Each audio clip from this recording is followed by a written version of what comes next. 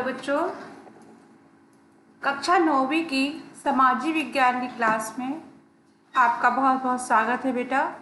आपको मैंने पहले ही बताया था बेटा कि सामाजिक विज्ञान की आपकी जो 9वीं की बुक है वो 4 भागों में हो गई बेटा। अभी आपने इसके पहले भूगोल के विषय में पढ़ा था। आज अपन पढ़ रहे हैं बेटा लोकतांत्रिक राजनीति भाग 1। मैं दीप्ति शर्मा। आपको इसके पहले बेटा आपको मैंने लोकतंत्र वाला पार्ट पढ़ाया था। लोकतंत्र क्या है, लोकतंत्र है ना। तो लोकतंत्र बेटा जनतंत्र, उसको लोकतंत्र को अपन जनतंत्र भी कहते हैं। तो उसके आज बेटा अपन कुछ प्रश्नोत्तर देखेंगे, प्रश्न अभ्यास देखेंगे।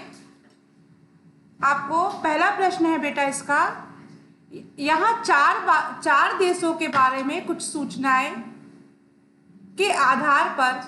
के आधार पर इन देशों का वर्गीकरण किस तरह करेंगे। इसके सामने आपको लोकतांत्रिक एवं अलोकतांत्रिक और पक्का नहीं है, मतलब जो प्रश्न है वो आपको दिए हुए हैं उनके सामने।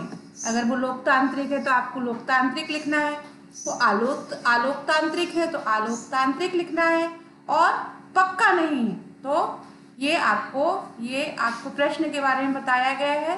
तो प्रश्न का है बेटा, जो लोग देश के आधिकारिक धर्म को नहीं मानते, मतलब जो देश के आधिकारिक वर्ग को नहीं मानते, उन्हें वोट डालने का अधिकार नहीं है। मतलब जो देश में रहते हैं और वो देश के आधिकारिक धर्म को नहीं मानते हो तो क्या उनको वोट डालने का अधिकार है?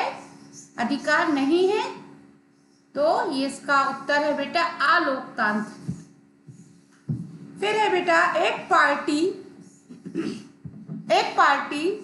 पिछले मतलब बीते 30 वर्षों से चुनाव जीतते आ रही है। तो जो एक पार्टी है बेटा 30 वर्षों से चुनाव जीतती आ रही है, तो क्या बेटा एक संभव है कि 30 वर्ष से एक ही व्यक्ति चुनाव जीते? नहीं। तो इसका उत्तर होगा बेटा पक्का नहीं है। फिर है पिछले 3 चुनावों में शासक दल को पराजय का मुंह देखना पड़ा। मतलब पिछले 3 चुनाव हुए तो उसमें जो शासक दल था उसको पराजय का मुंह देखना पड़ा। तो वह क्या हुआ? लोकतांत्रिक। क्योंकि सरकार कौन चुनता है? जनता चुनती है। लोकतांत्रिक तो लोग मतलब जनता ने मतलब उस दल को नहीं चुना, इसलिए वह लोकतांत्रिक होगा। फिर है यह स्वतंत्र चुनाव आयोग नहीं है। यहाँ स्वतंत्र चुनाव आयोग नहीं है, ये भी अलोकतांत्रिक होता है। फिर है बेटा या इसी प्रकार बेटा सेकंड वाला क्वेश्चन है, उसके भी 4 ऑप्शंस मतलब 4 प्रश्न हैं। तो उसके सामने भी आपको लोकतांत्रिक, अलोकतांत्रिक और पक्का नहीं है ऐसा। यहाँ पे भी 4 देशों के बारे में कुछ सूचनाएं दी गई हैं। सूचनाओं के आधार पर आपको वर्गीकरण किस तरीके से करेंगे वो लिखना है। तो संसद ने सेना प्रमुख मंजूरी के बिना सेना के बारे में कोई कानून नहीं बना सकती। मतलब जो सेना है उसके प्रमुख है वो संसद के बिना, सांसद के बिना कोई भी सेना मतलब नहीं बना सकती, कानून नहीं बना सकती। तो ये अलोकतांत्रिक है। तो ये जनता नहीं, तो इनकी मंजूरी के बिना कोई भी सेना कोई भी कानून नहीं बना सकती। सांसद न्यायपालिका के अधिकारों में कटौती का कानून बन सकती है। मतलब जो न्यायपालिका के अधिकार हैं कटौती का कानून बन सकती है। वो कैसा वो है? तब जो न्यायपालिका से जो होंगे वो क्या होंगे? उत्तर होगा लोकतांत्रिक। फिर है देश में के बिना पड़ोसी देश की अनुमति के किसी और देश से संधि कर सकता है क्या? एक देश मतलब जो देश है वो किसी बिना पड़ोसी देश की अनुमति से किसी और देश से मतलब संधि कर सकता है। तो ये भी क्या हो गया बेटा? अलोकतांत्रिक होगा इसका उत्तर। फिर है बेटा चौथा वाला प्रश्न है, देश के देश के आर्थिक फैसले, मतलब जो देश के आर्थिक फैसले होते हैं तो वह केंद्रीय बैंक के अधिकार करते हैं या मंत्री भी बदल सकते हैं। मतलब जो देश के आर्थिक फैसले केंद्रीय बैंक के अधिकार में होते हैं या जिसे मंत्री भी बदल सकते हैं। तो ये अलोकतांत्रिक इसका आंसर होगा बेटा। इनमें से कौन सा तर्क लोकतंत्र के पक्ष में अच्छा नहीं है और क्यों? इनमें से कौन सा तर्क लोकतंत्र के पक्ष में अच्छा नहीं है और क्यों? तो आपको इसके आंसर बताना है बेटा। तो ये विकल्प दिया है बेटा। पहला है का, लोकतंत्र में खुद को स्वतंत्र और समान मानते हैं। तो आपको इनमें से कौन सा तर्क लोकमत के पक्ष में अच्छा नहीं है?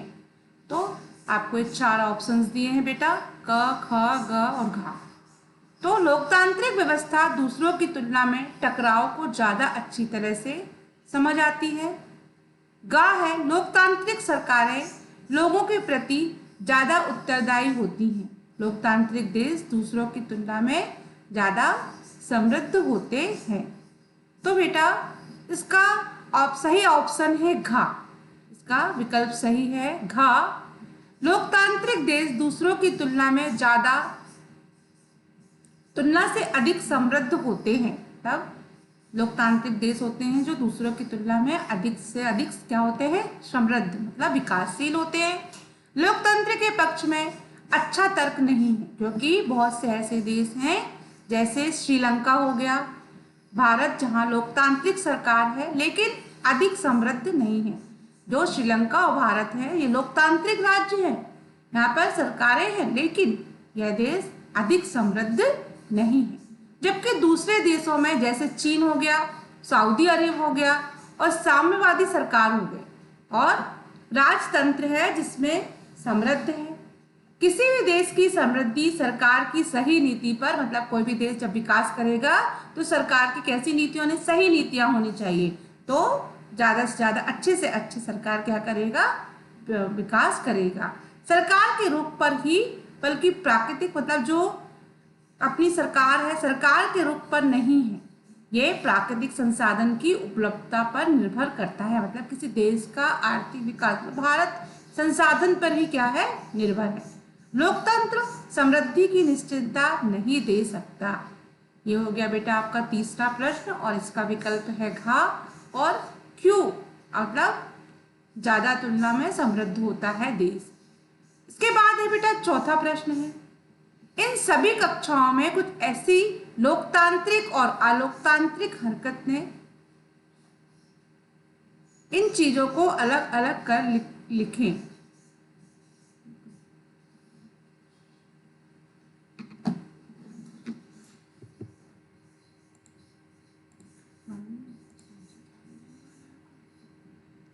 तो एक मंत्री ने कहा कि संसद के कुछ कानून पास करने होंगे जिसमें विश्व व्यापार संगठन द्वारा तय जो नियम संगठन द्वारा तय किए गए जो नियम हैं उसकी पुष्टि हो सके। एक मंत्री ने संसद में कहा कि कानून पास करने, एक ऐसा कुछ कानून पास करने होंगे जो विश्व व्यापार संगठन द्वारा तय करने और नियमों की पुष्टि हो सके।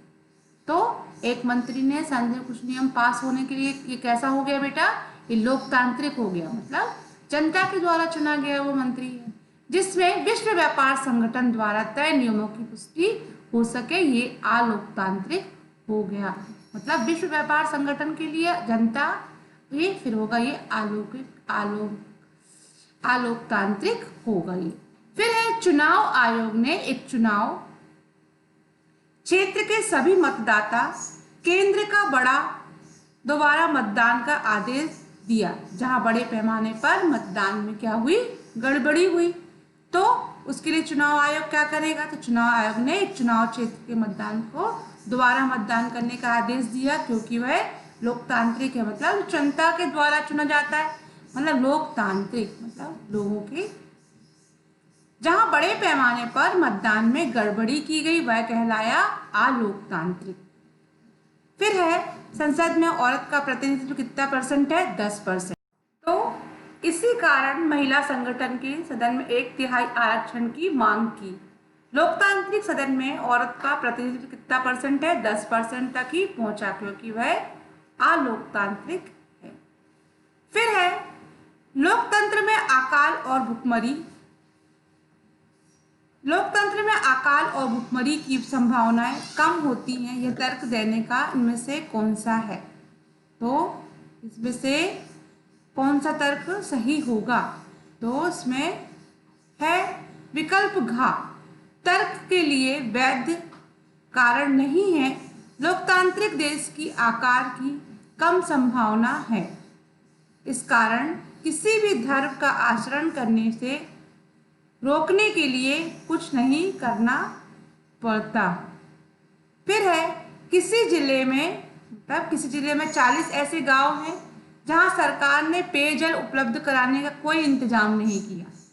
गांव के लोग एक बैठक में अपनी जरूरतों को सरकार को ध्यान दिलाने के तरीकों पर तांत्रिक, इसमें भी आपको इस विचार किया गया कि इसमें कौन सा तरीका लोकतांत्रिक नहीं है।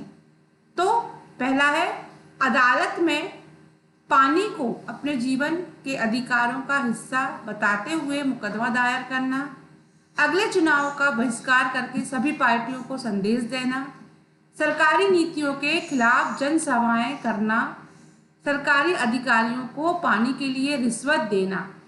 तो ये वाला विकल्प है बेटा, घ विकल्प है जो वो है सरकारी अधिकारी को पानी के लिए रिश्वत देना लोकतांत्रिक नहीं है। मतलब आप रिश्वत लोकतांत्रिक उसमें नहीं आती है ना, तो ये तरीका लोकतांत्रिक नहीं है।